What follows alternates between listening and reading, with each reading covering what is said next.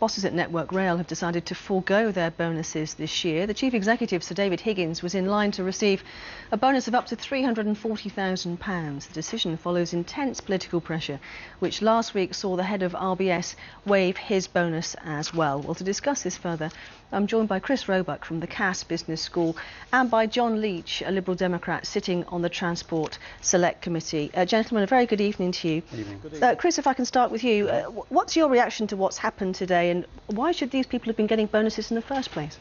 There is an interesting question here, because you can say if this was in their contract, if they met the performance criteria, technically they are entitled to the bonus. That's part of the deal, and you can't suddenly backtrack and say we've changed our mind, you don't get it. But the really interesting point on this one is that there were questions from the regulator about quality of service and about safety, yet they still were being awarded a bonus, which says to me there is a problem about the link between doing the job well and getting the performance and getting the money. And that is a big question, because that means the bonus system isn't working properly. How do you respond to that, John Leach? Do you agree with that, or do you think that this is the politics of envy at work here? Well, I do generally agree with that, and I think it goes without saying that in the current climate, when public sector workers have had a pay freeze and are going to see very small increases in future years, bosses at Network Rail shouldn't be getting enormous bonuses.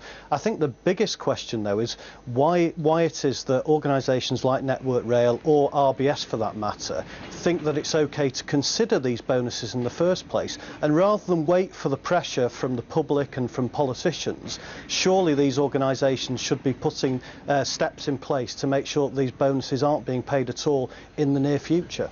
But you will understand the arguments, John Leach, in favour of bonuses. These are big organisations to run, RBS and Network Rail.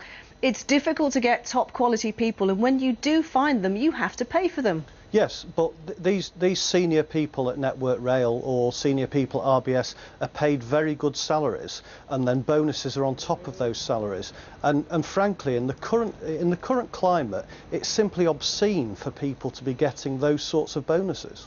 Chris Roebuck, it's obscene to have that kind of bonus, according to John Leach. How do you respond to that? If you look at the comparator between what a nurse is getting paid and these sort of bonuses, yes, it is obscene. So the issue is that actually we have different groups of people coming at this from different perspectives. For example, the public is saying this is immoral, this is obscene, this shouldn't be happening.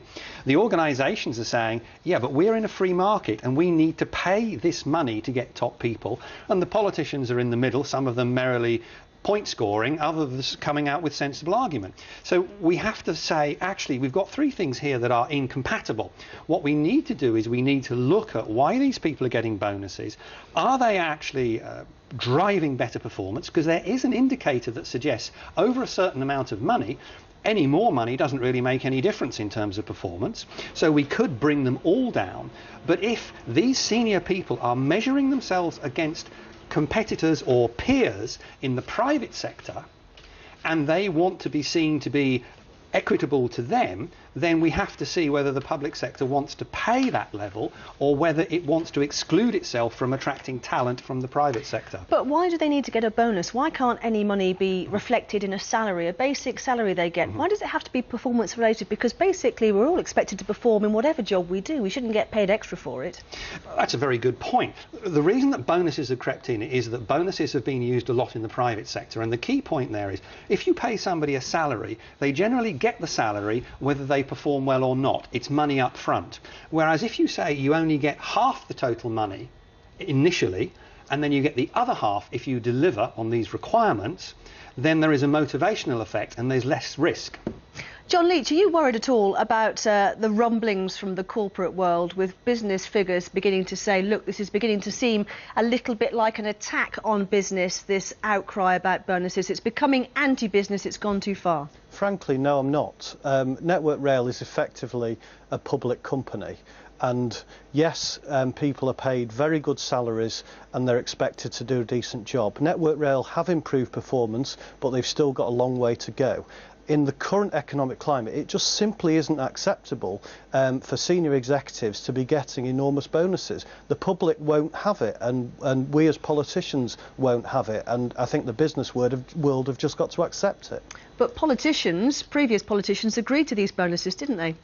Well, I think there are some serious questions to be made about why these incentives were put in place in the first instance, and certainly I think Network Rail need to go back and look at the way they're choosing to remunerate their senior executives and make sure that in the future, yes, they get well paid, but while we're in a position where the economy is doing badly and people are suffering public sector pay freezes, that these kind of bonuses just simply aren't paid.